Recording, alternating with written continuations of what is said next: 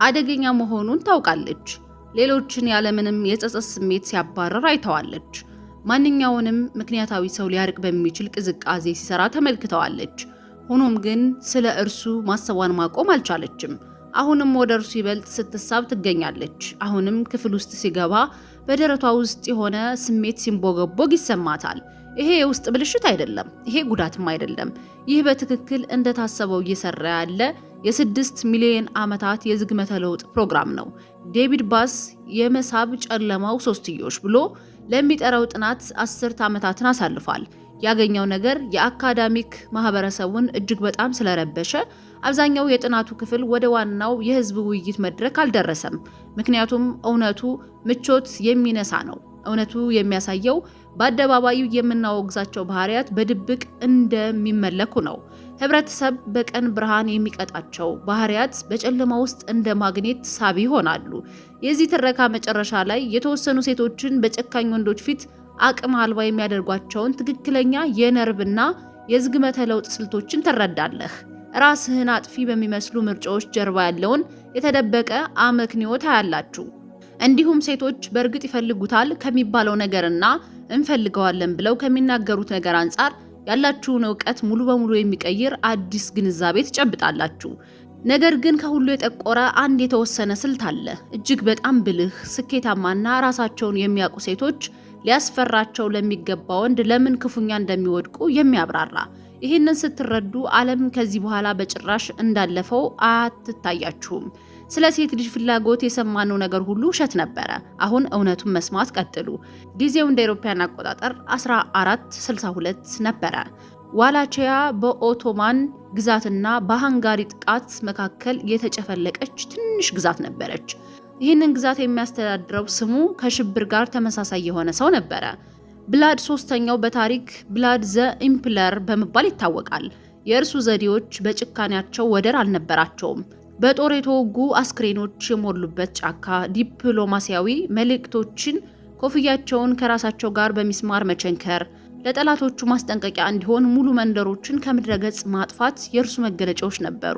ሆኖም ሁለተኛ ሚስቱ የዋላቺያዋ ማሪያ በቱርክ ኃይሎች ከመማረክ ይልቅ ራሷን ከፓናሪ ካስል ግንብ ላይ ወርውራለች። ይህን ያደረገችው ለማምለጥ ሳይሆን በሞትም ውስጥ ቢሆን ለእርሱ ታማኝ ሆና ለመቀጠል ነው።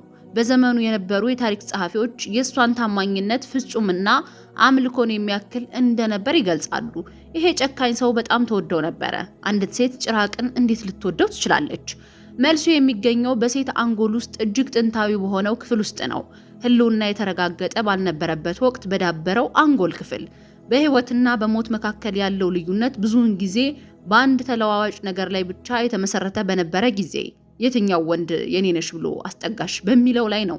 የሴት ንዑስ ህሊና አንድን ወንድ በደግነቱ ላይ ተመስርቶ አይገመግመውም። ወደ ውጭ በተመራ የጥቃትና የጭካኔ አቅሙ ላይ ተመስርቶ ነው የሚመዝነው። ጥንታዊው አንጎሏ የሚጠይቀው ጥያቄ እርሱ ገር ነው ወይ የሚል አይደለም። ጥያቄው አደጋ ቢመጣ ሊያጠፋው ይችላል ወይ የሚል ነው። ጨካኝ ወንድ ለዚህ ጥያቄ ያለ ቃላት መልስ ይሰጣል። ሌሎችን ለመጉዳት ያለው ፈቃደኝነት የመጠበቅ ችሎታው ማስረጃ ይሆናል። የጸጸት ስሜት አለመኖሩ ማቅማማት ሞት በሚሆንበት ጊዜ እርሱ እንደማያመነታ ማረጋገጫ ይሆናል። ዴቪድ ባስ በ37 ባህሎች ውስጥ የትዳር አጋር ምርጫዎችን አስመልክቶ ባደረገው ጥናት ይህንን አስፍሯል። ሴቶች ጥበቃ የማድረግ ችሎታን ከደግነት ከስሜታዊነትና ከስሜታዊ ቅርበት ይልቅ በጣም አስፈላጊ አድርገው በቋሚ ደረጃ ሰጥተውታል። በትንሹ ሳይሆን በሚያስገርም ሁኔታ እጅግ አስፈላጊ አድርገውታል። ነገር ግን ይበልጥ ጨለማ የሚሆነው እዚህ ላይ ነው። የእሱ ጭካኔ ወደ እሷ እንደማይዞር ሊሰማት ይገባል። የተቀረው ዓለም ሲቃጠል እሷ በተጠበቀ ቦታ ውስጥ እንደምትኖር ማመን አለባት። ይሄ የስነ ልቦና ባለሙያዎች የተመረጠ ደህንነት ብለው የሚጠሩትን ይፈጥራል። እሷ ልዩ ናት። የማይገራውን ነገር ትገረዋለች። ይሄ ተለዋዋጭ ሁኔታ ሌሎችን የሚያባረረው ነገር ግን በእሷ ላይ ብቻ አተኩሮ የሚንከባከብ ወንድ ለምን ጠንካራ መሳብን እንደሚፈጥር ያብራራል። ንጽጽሩ ራሱ አስካሪ ይሆናል። ለዓለም ያለው ቅዝቃዜ ለእሷ ካለው ሙቀት ጋር ሲነጻጸር፣ ለሌሎች ሴቶች ያለው ግዴለሽነት በእሷ ላይ ካደረገው ትኩረት ጋር ሲነጻጸር፣ ተራ ሰው ዓለም አቀፋዊ ደግነትን ያቀርባል። ለሁሉም ሰው ሞቅ ያለ ነው። ከሁሉም ጋር ደህንነቱ የተጠበቀ ነው። በትክክል በዚህ ምክንያት እርሷን በተለየ ሁኔታ የመጠበቅ አቅሙን በተመለከተ ምንም የሚያስተላልፈው መልእክት የለም። እሱ መራጭ አይደለም። እሱ አደገኛ አይደለም። ስለዚህ በጥልቅ ስነ ህይወታዊ ደረጃ እሱ ተፈላጊ አይደለም። ስትራቴጂካዊ ወንድ ክብሩ የሚገለጸው በቋሚ ገርነት ሳይሆን በተሰላና ልክ ባለው ርህራሄ የለሽነት መሆኑን ይረዳል። ሙቀት ይቆጠባል፣ ቅዝቃዜ ይሰማራል፣ ጥበቃም በተዘዋዋሪ ይገለጻል። ከንቃተ ህሊና በታች የሚሰራ ሁለተኛ ስልትም አለ። ባስ የሀብት ማካበት እምቅ አቅም ብሎ ጠርቶታል። በጥንታዊ ዓለም ሀብት ማለት ህልውና፣ ምግብ፣ መጠለያና ግዛት ማለት ነው። እነዚህ ሀብቶችን ማግኘት የሚችል ወንድ ልጆቿ በህይወት መኖር አለመኖራቸውን ይወስን ነበረ።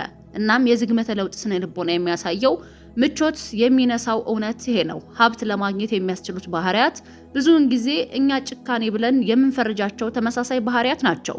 የበላይነት፣ ጠባጫሪነት፣ ከሌሎች ለመውሰድ ፈቃደኛ መሆን፣ ሲወስዱ የጥፋተኝነት ስሜት አለመኖር፣ ስትራቴጂካዊ ማታለል፣ ቀዝቃዛ ስሌትና ሌሎችም ናቸው።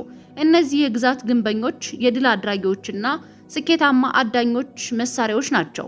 በጽድቅ መንገድ ጠቢቡ ንጉሥ ሰለሞን ብቻ ነው ግዛት የገነባው። ሌላው በጭካኔና በጦርነት ነው።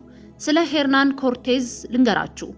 በ600 ሰዎች ብቻ በሚሊዮኖች የሚቆጠረውን ግዛት አሸንፏል። የሱ ዘዴዎች እልቂትን፣ የሀገር በቀል ህዝቦችን ህብረት ማጭበርበርንና ሆን ተብሎ የተሰሩ ክህደቶችን ያጠቃልላል። በማንኛውም ዘመናዊ የሞራል መለኪያ እርሱ ጭራቅ ነበረ። ነገር ግን በዝግመተ ለውጥ መለኪያዎች እሱ የመጨረሻው ከፍተኛ አቅራቢ ነበረ። የሱ ሰዎች ከግምት በላይ ሀብታም ሆነዋል። ላሜንቺን የተባለውን አስተርጓሚውና ፍቅረኛው የነበረችውን ጨምሮ ከእርሱ ጋር የነበሩ ሴቶች በሌላ በማንኛውም መንገድ የማይገኝ ሀብት አግኝተዋል። ታሪክ እሷ ለጭካኔው ያሳየችውን ተቃውሞ አይመዘግብም። የሚመዘግበው የእሷን ታማኝነት ነው። ይሄ ድርጊቱን ማበረታታት አይደለም። ይሄ ምልከታ ነው። የሴት አንጎል የተፈጠረው ደግ ወንዶች ብዙ ጊዜ በሚራቡበትና ጨካኝ ወንዶች ብዙ ጊዜ በሚያብቡበት ዓለም ውስጥ ነው። ከአቅም በላይ ለደግነት ቅድሚያ የሰጡ ሴቶች ብዙውን ጊዜ ልጆቻቸው ሲሞቱ ይመለከቱ ነበረ። ምንም እንኳን የሞራል አቀራረቡ ምንም ይሁን ምን ለአቅምና ለችሎታ ቅድሚያ የሰጡት ግን የዘረመል ትውልዳቸውን አሳልፈዋል። አንተ እነዚያን ጅኖች በውስጥ ተሸክመሃል። እሷም እነዚያን ጅኖች ተሸክማለች።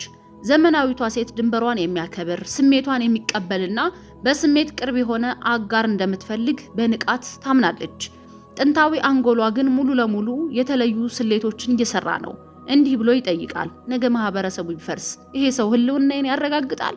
የሚያስፈልገንን ነገር ይወስዳል? ያለምንም ማመንታት ዛቻዎችን ያስወግዳል? ጥቃት ቢደርስብኝ ይከላከላል ብላ ትጠይቃለች። ጨካኝ ወንድ አዎ የሚል መልእክት ይሰጣል። ደግ ወንድ ግን እርግጠኛ ያለመሆን ምልክት ይሰጣል። ሴቶች ብዙውን ጊዜ ለአደገኛ ወንዶች ያላቸውን መሳብ ግራ የሚያጋባ ምክንያታዊ ያልሆነና ሊቆጣጠሩት የማይችሉት ነገር አድርገው የሚገልጹት ለዚህ ነው። ይሄ ምርጫ አይደለም። ይሄ ምንም ያህል የነቃ አስተሳሰብ ሊሽረው ለማይችለው የህልውና ጠቋሚዎች የሚሰጥ ስነ ህይወታዊ ምላሽ ነው። ሶስተኛው ስልትም አለ። ከሁሉም ይበልጥ የሚረብሽ ነገር ነው። ባስ በሰፊው መዝግቦታል፣ ነገር ግን በአደባባይ እምብዛም አልተነገረም። በጾታዎች መካከል ያለ የውድድር ማስወገድ። የሴት ንዑስ ህሊና ወንዶችን በከፊል የሚገመግመው በሌሎች ወንዶች ላይ ባላቸው ተጽዕኖ ላይ ተመስርቶ ነው። ለሌሎች ወንዶች ባላቸው ደግነት ሳይሆን በሌሎች ወንዶች ላይ ባላቸው የበላይነት ነው። ውድድርን የመቀነስ ደረጃን የማግኘትና የስልጣን ተዋረድን የመመስረት ችሎታቸውን ይመለከታል። ጨካኝ ወንድ ይህንን አቅም ያለማቋረጥ ያሳያል። ተቀናቃኞቹን ያሳንሳል። ስልጣኑን ለማስረከብ ፈቃደኛ አይሆንም። እሱ እጅግ በጣም ጠንካራ በሆነ ፍሬም ውስጥ ስለሚሰራ ሌሎች ወንዶች በደመነፍስ ለሱ ያደገድጋሉ። ይሄ ሴቷ በንቃተ ህሊናዋ ልታብራራው የማትችለውን የመሳሳብ ፏፏቴ ይፈጥራል። ክፍል ውስጥ ሲገባ የሆነ ነገር እንደሚቀየር፣ ሌሎች ወንዶች እንደሚያንሱ፣ አስፈላጊነታቸው እንደሚቀንስና እምብዛም የማይታዩ እንደሚሆኑ በቀላሉ ታሳውቃለች። የዝግመተ ለውጥ ስነ ልቦና ይህንን የክብር ፍለጋ ብሎ ይጠራዋል።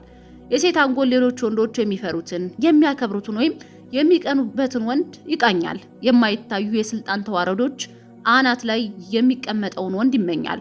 ማህበራዊ መገኘቱ ብቻ የስበት ለውጥ የሚፈጥረውን ወንድ ይፈልጋል። ጭካኔ ወደዚህ ደረጃ መድረሻ ብቸኛው መንገድ አይደለም፣ ነገር ግን በጣም ፈጣኑ መንገድ ነው። ማብራሪያ ወይም ማጽደቅ የማይፈልገው በጣም ግልጽ መንገድ። የህዳሴዋ ኢጣሊያ እጅግ አስፈሪ ሰው የነበረውን የጳጳሱን ህገወጥ ልጅ ቼዛር ቦርጃን እንመልከት። ማኪያቬሊ እርሱን ዘ ፕሪንስ በሚለው መጽሐፉ እንደ ሞዴል የተጠቀመው በደግነቱ ሳይሆን በውጤታማ ጭካኔው ነው። በዘመኑ የነበሩ መዛግብት ሴቶች የእሱን ትኩረት ለማግኘት ይፎካከሩ እንደነበረ ይገልጻሉ። ያም ሆኖ የነበረው ለነፍስ ግድያ፣ ለማታለልና ለምህረት የለሽ በነበረው ዝና ምክንያት ነበረ። የፎርሊ ካውንቴሷ ሴት ካትሪና ሲፎርዛ ምሽጉን ከበባ ውስጥ አድርጎ እያለ እንኳን ወደሱ እንደተሳበች ተነግሯል። የሴቷ አንጎል አንድ ቀላል ነገር መዝግቧል። ይሄ ሰው ሌሎች ወንዶችን ያሸንፋል፣ ይሄ ሰው አይሸነፍም፣ ይሄ ሰው ጫፍ ላይ ተቀምጧል የሚለውን።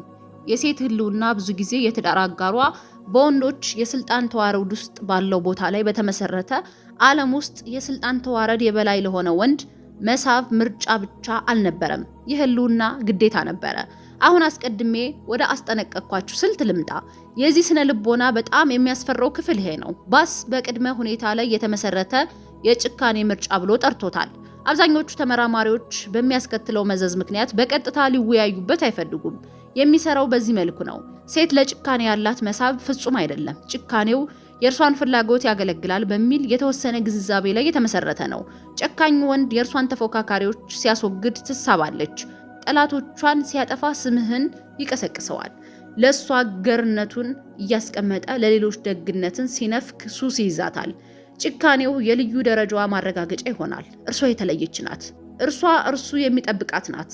እሷ ሌሎች የተከለከሉትን የምታገኝ ናት።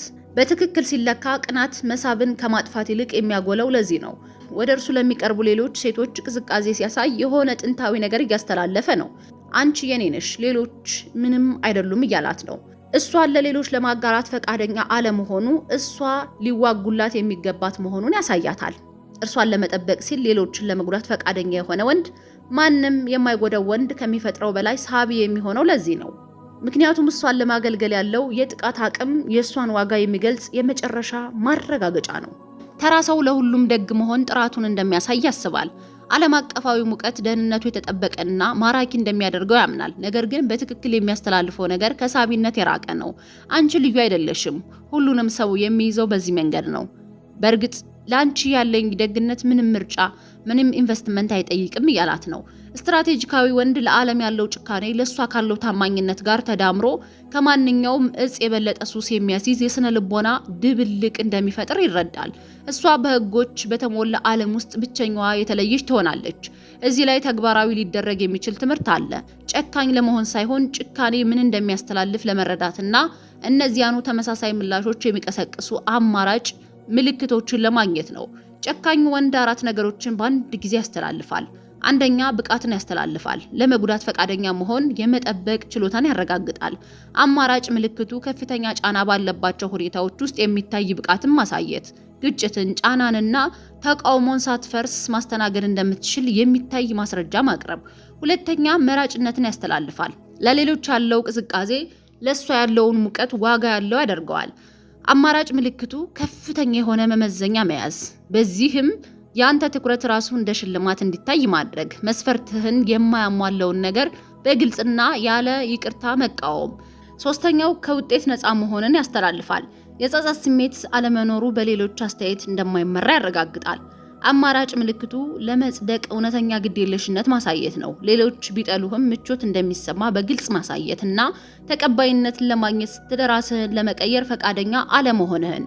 አራተኛው የስልጣን ተዋረድ የበላይነትን ያስተላልፋል። በሌሎች ወንዶች ላይ ያለው ተጽዕኖ የሱን ቦታ ያረጋግጣል። አማራጭ ምልክቱ በቡድን መቼቶች ውስጥ ተፈጥሯዊ ትዕዛዝ መስጠት ነው። ፈቃድ ሳይጠይቁ አመራርን መውሰድ። ክፍልን በድጋሚ ሊያደራጅ የሚችል ህልውናን ማሳየት።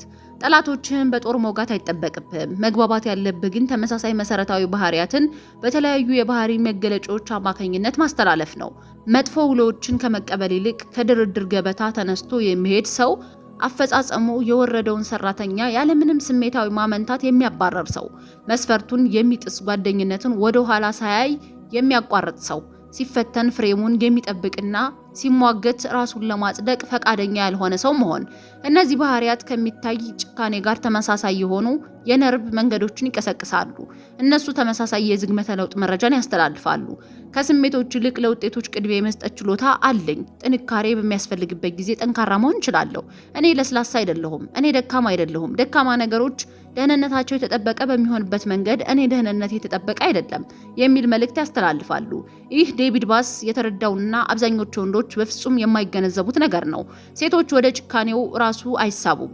እነሱ የሚሳቡት ጭካኔ ስለ ህልውና ችሎታ በሚያስተላልፈው ምልክት ነው። እምቢ ማለት የማይችል ደግ ሰው ድክመትን ያስተላልፋል። ከጥንካሬ ቦታ ሆኖ ደግነትን የሚመርጥ ሰው ግን ሙሉ ለሙሉ የተለየ ነገር ያስተላልፋል። የሱ ደግነት ትርጉም ያለው የሚሆነው በትክክል የሱ ጥንካሬ ስለሚቻል ነው። ስለ የጦር አበጋዝ ሙሽሪት ችግር ልንገራችሁ። አንትሮፖሎጂስቶች ከኢንዱስትሪ አብዮት በፊት በነበሩ በደርዘን የሚቆጠሩ ማህበረሰቦች ውስጥ ይህንን ንድፍ አስተውለዋል። ድል አድራጊ የጦር አበጋዝ አንዲትን መንደር ሲይዝ ሴቶቹ ከሱ ቤተሰብ ጋር ለማዋሃድ እምብዛም አልተቃወሙም። ብዙውን ጊዜ ቀድሞ ይጠብቋቸው የነበሩ ሰዎች ሲገደሉ እያዩ እንኳን የእርሱን ትኩረት ለማግኘት ይፎካከሩ ነበረ። ቀዝቃዛው የዝግመተ ለውጥ አመክንዮ ይህ ነበረ። የቀድሞዎቹ ጠባቂዎች ተሸንፈዋል። ጥበቃ የማድረግ ችሎታ አልነበራቸውም። የጦር አበጋዙ በድል አድራጊነቱ አቅሙን አረጋግጧል። ታማኝነትን ወደ አሸናፊው ማስተላለፍ ክህደት አልነበረም፣ የህልውና ማመቻቸት እንጂ። ዘመናዊ ሴቶች ይሄው ተመሳሳይ የነርቭ አወቃቀር አላቸው። ይሄ አወቃቀር የሚንቀሳቀሰው ከንቃተ ህሊና በታች ነው፣ ከሞራልና ከምርጫ በታች ነው። ግጭትን የመቆጣጠር አቅም ያለውን ወንድ ሲያገኙ የሆነ ጥንታዊ ነገራቸው ይነቃል። ተፎካካሪዎቹን በርህራሄ የለሽነት የሚያጠፋው የኮርፖሬት ስራ አስፈጻሚ ደግ ልብ ያለውን የስራ ባልደረባውን ግራ በሚያጋባ መልኩ የሴቶችን ትኩረት የሚስበው ለዚህ ነው። በፍርድ ቤት ምስክሮችን የሚያጠፋው ጠበቃ በየወሩ ከተለያየ ሴት ጋር ወደ ቤቱ ሲሄድ ገር የሆነው አጋሩ ግን ብቻውን ወደ ቤቱ የሚመለሰው ለዚህ ነው። ያለ ስሜታዊነት ሰራተኞችን የሚያባረረው ስራ ፈጣሪው ሩህሩህ አቻው ሊገነባው የማይችለውን የግል ህይወት የሚገነባው ለዚህ ነው። ባህሪያቱ የተለያዩ ናቸው፣ ግን መሰረታዊ ምልክቱ አንድ ነው። እኔ ማሸነፍ እችላለሁ፣ እኔ መውሰድ እችላለሁ፣ በደለኝነት በስሜት ወይም በማህበራዊ ጫና አልቆምም የሚል ነው። ይሄ ምልክት ከደግነት፣ ከቀልድ፣ ከብልህነት አልፎ ተርፎም ከአካላዊ ገጽታ ይልቅ ማራኪ ነው። ምክንያቱም በጥንታዊ ዓለም ህልውናን ካላረጋገጥክ በስተቀር ሌሎች ሁሉም ባህሪያት ዋጋ የለሽ ነበሩ። ባስ የለየው አራተኛ ስልትም አለ። የጥንታዊ ጥንካሬ ሱስ ብሎታል። ጨካኝ ወንድ ስሜታዊ መለዋወጥን ይፈጥራል። ከፍታና ዝቅታ፣ ያልተጠበቁ ሽልማቶች፣ ድንገተኛ ሙቀት የሚከተላቸው የቅዝቃዜ ጊዜያትን ይፈጥራል። ይሄ ንድፍ ሴቶችን አያባረርም፣ በኒውሮ ኬሚካል ደረጃ ባሪያ ያደርጋቸዋል። ዶፓሚን የፍላጎት ሞለኪውል ሲሆን ለቋሚ ደስታ ምላሽ አይሰጥም። ምላሽ የሚሰጠው ላልተጠበቀ ደስታ ነው። የቁማር ሱሰኛ የማሸነፍ ሱሰኛ አይደለም። እሱ ለማሸነፍ እርግጠኛ ያለመሆን ሱሰኛ ነው። የጉጉትና ያልተጠበቁ የሽልማት መርሃ ግብሮች ሱሰኛ ነው። ጨካኝ ወንድ በተፈጥሮ ይህንን ንድፍ ይፈጥራል። ፍቅሩ ሊተነበይ አይችልም። ትኩረቱ በአስተማማኝ መንገዶች ሊገኝ አይችልም። እያንዳንዱ የሙቀት ጊዜ እንደ ድል የሚሰማው በትክክል ዋስትና ስላልነበረው ነው። ደጉ ሰው ግን ቋሚ ሙቀትን ያቀርባል። ዝቅታ የለውም፣ ከፍታ የለውም። ኒውሮ ኬሚካላዊ መነሳሳቶች የሉትም። ፍቅሩ አስተማማኝ፣ የሚገኝና የሚተነበይ ነው። እናም የሚተነበይ ፍቅር ምንም አይነት የዶፓሚን ምላሽን አይቀሰቅስም። ይሄ ስነ ህይወታዊ ወጥመድ ነው። ሴቶች በንቃተ ህሊናቸው መረጋጋትን ይፈልጋሉ። ኒውሮ ኬሚስትሪያቸው ግን ትርምስን ይራባል። አስተማማኝ ሰው እንፈልጋለን ይላሉ። አንጎላቸው ግን አስተማማኝ ላልሆነው ሱስ ይይዛቸዋል። ጀንኪስ ካን ይህንን በተፈጥሮ ተረድቶት ነበረ። ታሪካዊ መዛግብት እንደሚያሳዩት በዘመቻዎች ወቅት ሚስቶችን ለሳምንታት ችላ ይላቸው ነበረ። ከዚያ በከፍተኛ ትኩረትና በተንደላቀቁ ስጦታዎች ይመለሳል። ስሜታዊ ረሃቡንና ተከትሎ የሚመጣውን ድንገተኛ የፍቅር ብዛት ምክንያታዊ አያያዝ ሊፈጥረው የማይችለውን ቁርኝት ፈጠረ። ሚስቶቹ እሱን ዝም ብለው አልታገሱትም፣ አመለኩት። የውጭ ታዛቢዎች ግራ በሚያጋባ ስሜት ለትኩረቱ ተወዳደሩ። ለ40 ሚሊዮን ሞት ተጠያቂ የሆነውን ሰው ሴቶች እንዴት ሊወዱት ቻሉ? ምክንያቱም የሱ ጭካኔ በእነሱ ላይ ያነጣጠረ አልነበረም። እርግጠኛ ያለመሆን ሁኔታ ሱስ ስለፈጠረ ነው። ኃይሉ የህልውና ዋስትናን ስላስተላለፈ ነው። እናም በእርሱ መመረጥ ለአጭር ጊዜም ቢሆን በዓለም ላይ ካሉት እጅግ የበላይ በሆነ ወንድ መመረጥን ስለሚያመላክት ነው። አሁን አወቃቀሩን ተረድታችኋል። የጥበቃ ተቃርኖ፣ የሀብት ማካበት ምልክቶች፣ በጾታዎች መካከል ላይ ያለ የበላይነት፣ በቅድመ ሁኔታ ላይ የተመሰረተ ጭካኔና የስሜታዊ ጥንካሬ ሱስ። 5 ስልቶች፣ 5 የዝግመተ ለውጥ ፕሮግራሞች ጨካኝ ወንድ ሊሸነፍባቸው የሚገቡ ውጊያዎችን የሚያሸንፍባቸው 5 ምክንያቶች ናቸው። ነገር ግን መረዳት ብቻ በቂ አይደለም። ስትራቴጂካዊ አተገባበሩ ጥንቃቄን ይጠይቃል። አብዛኞቹ ወንዶች ሊተገብሩት አይችሉም፣ ምክንያቱም የማይታይ ግን ፍጹም የሆነ መስመር አለ። በማራኪ ጨለማና በአስጸያፊ ጥቃት መካከል ይሄ መስመር ከተሻገርክ ሁሉንም ነገር ይገለበጣል። ጭካኔውን ወደ ውስጥ የሚያዞር ጨካኝ ወንድ የሚቀሰቅሰው መሳብን ሳይሆን ሽብርን ነው። የጥበቃ ተቃርኖ የሚሰራው እርሷ የተጠበቀች ብቸኛዋ ወይም ልዩ ሆኖ ሲሰማት ብቻ ነው። ኢላማ በምትሆንበት ቅጽበት ጥንታዊ አንጎል እርሱን ከጠባቂነት ወደ አስጊነት ይፈርጀዋል። በጣም ስኬታማ የሆኑ ጨለማ ስብዕናዎች መቼም የማያቋርጡትን የውስጥ ድንበር የሚጠብቁት ለዚህ ነው። ለዓለም ጨካኝ፣ ለሷ የተሰጡ ናቸው። ከሁሉም ጋር ጠንካራ፣ ከአንዷ ጋር ለስላሳ ናቸው። ማዳላቱ የሁሉም ነገር መሰረት ነው። ይህንን በጥንቃቄ አስቡበት። እርሷ ልዩ ሆኖ ሊሰማት ትፈልጋለች፣ በቃላት ሳይሆን በሚታይ ንጽጽር። ቃላት ርካሽ ናቸው። አንተ በቅዝቃዜ ስትሰራት እየተመለከተች፣ እርሷ ግን የተለየ ነገር እንደምታገኝ በማወቅ ነው። አንተ ልታደርግ የምትችለውን ነገር በማየትና እርሷ ከዚህ ነፃ መሆኗን በማወቅ። ተግባራዊ አተገባበሩ ልንገርህ። ያለምንም ይቅርታ የምታስፈጽማቸው እውነተኛ መመዘኛዎችን አዳብር። የማያገለግልህን ነገር ውድቅ አድርግ። ጊዜህን የሚያባክኑ ሰዎችን አስወግድ። አንዳንዶች ግድ የለሽ ብለው ሊጠሩት በሚችሉት ብቃት ስራ። አስተናጋጁን እንዴት እንደምትይዝ ትመለከታለች። ደግነት ስለሚጠይቅ ሳይሆን ንጽጽር አስፈላጊ ስለሆነ ነው። ለሁሉም ሰው ሞቅ ያልክ ከሆንክ ለሷ የምትሰጠው ሙቀት ምንም ትርጉም አይኖረውም። አንተ መራጭ የተቆጠብክና ማጽደቅህን በቆጠብክ ቁጥር ለሷ የምትሰጠው ሙቀት የላቀ ዋጋ ያለው ምንዛሬ ይሆናል። ባስ የመዘገበው አብዛኛው ሰው መቼም ቢሆን የማይቀበለውን አንድ የመጨረሻ እውነት አለ። ሴቶች በጣም አጥብቀው በሚመኟቸው ወንዶች እንደ እኩል መታየትን አይፈልጉም። ይሄ ስለ መብት አይደለም። ይህ ስለ መከባበር አይደለም። ይህ ስለ ወሲባዊ መሳሳብ ነው። እኩልነት ምቾት ነው። እኩልነት ደህንነቱ የተጠበቀ ነው። እኩልነት በወሲባዊነት የሞተ ነው። ጨካኝ ወንድ ፈቃድ አይጠይቅም። መግባባትን አይሻም። ግንኙነቱን እንደ ዲሞክራሲያዊ አይቆጥረውም። እሱ ይመራል፣ እሱ ይወስናል። ኮሚቴዎችን ሳያማክር ለውጤቶች ኃላፊነት ይወስዳል። ይሄ በዘመናዊቷ ሴት ውስጥ የመገዛት ምላሾችን ይቀሰቅሳል። ይሄ ደግሞ ያስፈራታል። ምክንያቱም እነዚህን ስሜቶች እንድትክዳቸው ተምራለች። የመሸነፍ ጉተታ ይሰማታል፣ ግን ትቃወመዋለች። እጅ የመስጠት ፍላጎት ይሰማታል፣ ግን ትታገለዋለች። ይህ የውስጥ ግጭት ራሱ የተከለከለ በመሆኑ አነቃቂ ይሆናል። እንደ እኩያ አድርጎ የሚይዛት ደግ ሰው የእርሷን ክብር ያገኛል፣ ምናልባትም ጓደኞቿ፣ ግን እምብዛም ፍላጎቷን አያገኝም። ያለምንም ይቅርታ የሚመራው ስልጣንን ሳይተው በተግባር የሚያሳየው እርሷ ልትገባበት የምትችለውን ግን ልትቆጣጠረው የማትችለውን እውነታ የሚፈጥር ወንድ ከክብር የጠለቀ ነገርን ያገኛል። እርሱ እጅ መስጠትን ይቀበላል እና ለሴት ልጅ ስነ ልቦና እጅ መስጠት ማለት ፍላጎት የሚኖርበት ቦታ ነው። ይህ በወንድነት አመራርና በሴትነት መቀበል መካከል ስለሚፈሰው የወሲባዊ ኃይል ፍሰት ነው። ጨካኙ ወንድ ይህንን ተለዋዋጭ ሁኔታ በተፈጥሮ ያገኘዋል፣ ምክንያቱም እኩል ለማድረግ የሚያስችል በቂ ግዴለሽነት ስለሌለው ነው። ስትራቴጂካዊ ወንድ ደግሞ አወቃቀሩን ስለሚረዳ አውቆ ያዳብራል። ስለዚህ ይህ የት እንደሚያደርሳችሁ ለጭካኔ ማዘዣ አይደለም። ብቃት የሌለው ጭካኔ ጭምብልን ያደረገ ድክመት ነው። መራጭነት የሌለው ጭካኔ በደል ነው። ለሷ የተቀመጠ ሙቀት የሌለው ጭካኔ በቀላሉ ጉዳት ነው። ከዚህ የምትወስዱት መዋቅራዊ ግንዛቤን ነው። የሚስቡት ባህሪያት ህብረተሰቡ የሚያከብራቸው ባህሪያት አይደሉም። አስጨናቂ ቁርጠኝነትን የሚፈጥሩ ባህሪያት፣ የፍቅር አማካሪዎች የሚመክሯቸው ባህሪያት አይደሉም። የሴት ፍላጎት ስነ ልቦና የሚሰራው ዘመናዊ ስነ ምግባር ሊጽፈው በማይችለው ጥንታዊ ኮድ ላይ ነው። ይሄን እውቀት መቃወም ትችላላችሁ። ደግነት በቂ መሆን አለበት ብላችሁ መከራከር ትችላላችሁ። ሴቶች እንፈልገዋለን የሚሉትን ነገር በትክክል ማግኘት አለባቸው ብላችሁ መጠየቅ ትችላላችሁ፣ ወይም ደግሞ በግልጽ ማየት ትችላላችሁ። በርህራሄ የለሽነት የሚጠብቀውን ያለማቋረጥ የሚያካብተውን በተፈጥሮ የበላይ የሚሆነውን ልስላሴውን ለአንድና ለአንድ ብቻ የሚያስቀምጠውን ባልተጠበቀ ሁኔታ ስሜታዊ ጥንካሬን የሚፈጥረውን ያለ ፈቃድ የሚመራውን ሰው ተመልከቱ። ይሄ ሰው አያሳድድም፣ እርሱ ይሳደዳል። ይሄ ሰው አያሳምንም፣ እርሱ ይመረጣል። ይሄ ሰው ራሱን አያብራራም፣ እርሱ ከቋንቋ ጠለቅ ባለ ደረጃ ይረዳል። ዴቪድ ባስ የሙያ ዘመኑን ያሳለፈው ይሄ ሰው ክፍል ውስጥ ሲገባ በሴት ስነልቦና ውስጥ ምን እንደሚፈጥር በመመዝገብ ነው። ያገኘው ነገር በጣም ስለረበሸው ግንኙነቶችን ኃይላቸውን በሚደብቅ የአካዳሚክ ቋንቋ አሽጎ አቀረበ። እናንተ ግን አሁን ያንን መሸፈኛ አልፋችሁ ታያላችሁ። የዝግመተ ለውጥ አመክንዮን ትረዳላችሁ፣ ስልቶቹን ትገነዘባላችሁ። ጥያቄው ይሄ እውቀት ምቾት ይሰጣል ወይ የሚለው አይደለም። ጥያቄው በስትራቴጂያዊ ደረጃ ይበልጥ ውጤታማ ለመሆንና ራስህን ለዓለም እንዴት እንደምታቀርብ ለመለወጥ ትጠቀምበታለህ ወይ የሚለው ነው። ይሄ ትረካ ካበቃ በኋላ የሚያንገበግባችሁ እውነት ይሄ ነው። ፈልጋችሁ ያጣችኋት እያንዳንዷ ሴት በምትኩ የመረጠችው ሌላ ወንድ ነበረ እና ያ ወንድ በንቃተ ህሊናው ይሁን አይሁን እናንተ አሁን የተረዳችሁትን ስልቶች እየቀሰቀሰ ነበረ። እሱ የጥበቃ አቅምን፣ የሀብት ማካበትን፣ የስልጣን ተዋረድ፣ የበላይነትና ስሜታዊ ጥንካሬን ያስተላለፈ ነበረ። እሱ የዝግመተ ለውጥ ህግ ሴቶች ምላሽ እንዲሰጡበት የፈጠራቸውን ነገሮች እያደረገ ነበረ።